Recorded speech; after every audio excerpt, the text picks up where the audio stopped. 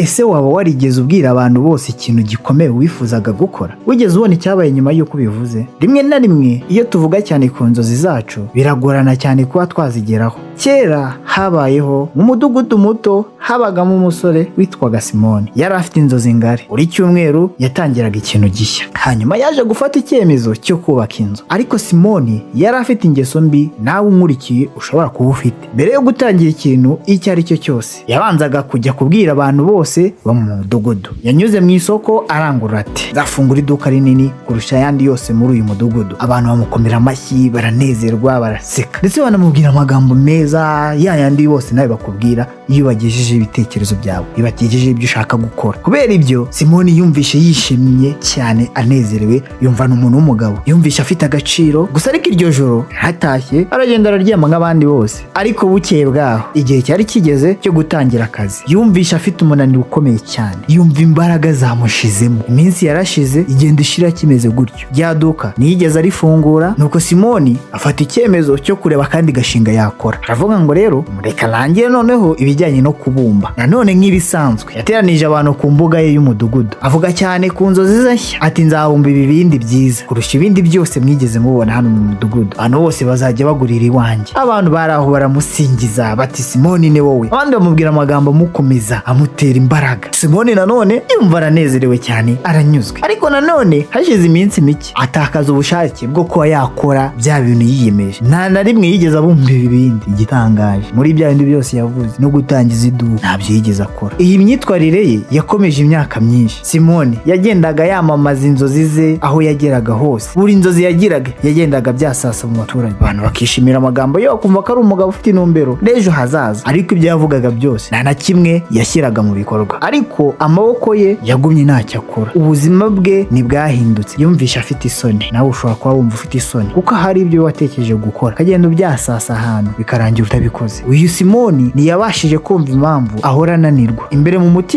umutima we waramuremereye, yumva araremerewe cyane, yumvishe yaritengushye. Umugoroba umwe Simoni yicaye wenyine hafi y'iriba rya kera. Umusaza wo mu mudugudu yaramwegereye. Uwo musaza yaracecetse kandi yicisha bugufi. Abantu bo mu mudugudu baramwubahaga, ariko ntiyavugaga cyane. Umusaza yaraje yicaye iruhande rwa Simoni amubaza atuje ati, mwana wanjye, kuki usa n'ufite umutima uhangayitse? Simoni arahumeka cyane ati, mfite inzozi nyinshi ariko nta n'imwe ndashyira mu bikorwa, sinzi ikimbaho. Umusaza anyeganyiza umutwe buhoro ati, mbwira, iyo ugize igitekerezo gishya ubigenza ute? Simoni asubiza vuba ati, mbwira abantu bose, ndashaka ko bamenya ibyo ngiye gukora, ndashaka ko banyumva kandi bakanyishimira. Umusaza araseka buhoro ati, ejo mu gitondo uzaze tujyane, hari icyo nshaka kukwereka. Bukeye bwaho Simoni ahura n'umusaza, bahura mu murima muto w'uyu musaza. Umusaza yari afite imbuto ebyiri mu kiganza cye, aha Simoni imwe muri zo. Ati, tera iyi mbuto mu butaka. Simoni acukura akobo gato ashyiramo imbuto ayirenzaho ubutaka. Hanyuma umusaza afata ya mbuto ya kabiri, ariko aho kuyitera ayifata ayizamura hejuru. Ahamagara abana bake bakinaga hafi aho, arababwira ati, buri muntu wese narebe hano, mfite imbuto,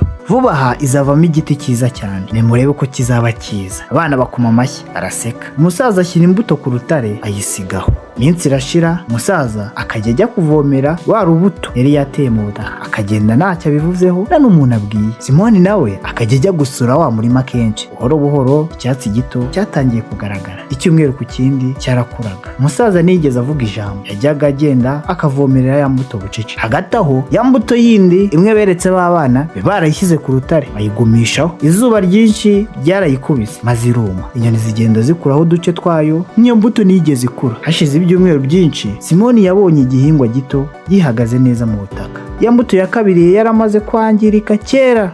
Umusaza ahagarara iruhande rwa Simoni avugana ubugwaneza ati, Simoni, imbuto ikenera guceceka kugira ngo ikure. Ikeneye umwijima, ikeneye kuguma ihishe munsi y'ubutaka. Iyo yirekeye hanze ugakomeza kuyivugaho gusa iruma, iribwa, ntiyigera iba igiti. Simoni yitegereje cya gihingwa gito, hari ikintu cyahindutse muri we. Umusaza akomeza avuga ati, iyo usangije abandi inzozi zawe kare cyane umva wishimye, uyumva nk'aho wamaze gukora akazi wagasoje. Amashimwe y'abantu agutera ibyishimo muri wowe. Gusa ariko icyo gihe ubwenge bwawe bukubwira ko intego zawe zose umaze kuzigeraho, udakeneye kugira ikindi ukora. Bityo ibyo bigatuma umutima wawe utakaza wa muriro wagurumanaga muri wowe wo gukora cya kintu, kuko watangiye kwiyumva nk'uko wagisoje. Imbaraga wari ukeneye kugira ngo ukore zirashira. Imbaraga Simoni rero wari ukeneye kugira ngo ukore zarashize kuko zashiraga mu magambo. Nawe neza amata, imbaraga zawe zo kugira ukora ikintu runaka zishobora kuba zishira mu magambo. Simoni yumvishe mu maso he hashyushye. Yari amaze kumenya ko ari byo yakoraga. Buri gihe yatangazaga umugambi we yahitaga yumva ageze ku ntsinzi, ariko ntiyigeze akora mu by'ukuri. Amashimwe yarahagije, amashyi yarahagije kuri we. Ntiyabonaga impamvu yo gusoza kuko yumvaga yararangije. Ako kanya umusaza yahise ashyira ikiganza ku rutugu rwa Simoni. Inzozi ziba zoroshye cyane mu ntangiriro, ziba zikeneye kurindwa. Umuzicecetse zireke zikure mu butaka bw'umwijima bw'imbaraga zawe n'umuhati wawe. Iyo igiti kimaze gukomera abantu bose barakibona. Ntukeneye kubitangaza ko igiti cyakuze, ahubwo buri wese arakibona kuko cyakuze. Simoni yishimiye uwo musaza, ataha agenda buhoro.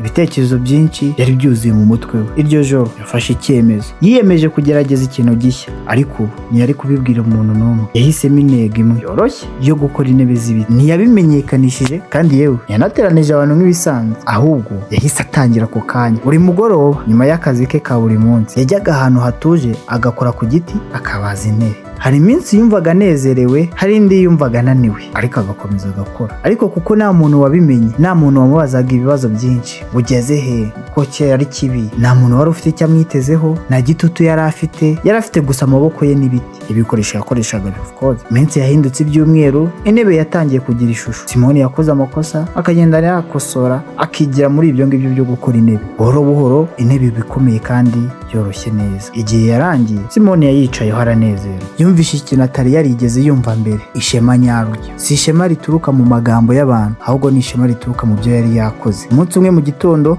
umuturanyi we yamunyuzeho abona ya ntebe iri hanze Simoni ayicayeho. Ati, Simo, ibi ni byiza cyane. Iyi ntebe wayikoze ryari? Simoni araseka buhoro. Ari maze igihe nyikora rega. Umuturanyi aratungurwa. Ati, ntacyo wabwiye umuntu n'umwe? Byagenze bite? Simoni anyeganyeza umutwe. Ati, ngo nashakaga kubanza kuyirangiza. Abantu babonye intebe, umuturanyi akimara kubyumva, amagambo atangiye gukwirakwira buhoro. Abantu babona intebe baratangara cyane. Mu gihe abantu batangariraga intebe ya Simoni, icyo gihe Simoni yari yamaze gutangira undi mushinga. Urakeka ari uwuhe?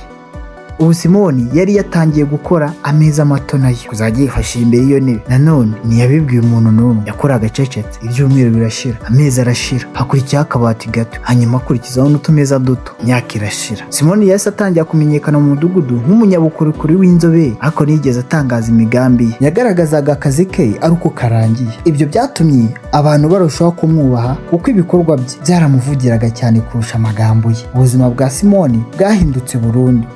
Gikeneye gushimirwa mbere y'uko atangira. Niyongeye kumva ishema ridafite umumaro. Yabonye ikintu kirenzeho, ibyishimo bituje byo kubaka ikintu gifatika kandi gifite agaciro. Tekereza ku buzima bwawe. Ni kangahe watangiye intego hanyuma ugatakaza imbaraga zo kuzikoraho? Ni inzozi zingahe wasangije abandi hakiri kare zigahita zizimira? Iyo uvuga ku migambi yawe uba utanze imbaraga zawe, ureka uko abandi babyakira bigasimbura umuhati wawe bwite. Gumana inzozi zawe hafi yawe, zirinde. Reka ibikorwa byawe bivuge igihe cyabyo kigeze. Isi ntikeneye kumenya ibyo uri kubaka, ikeneye gusa kubona ibyo wamaze kubaka.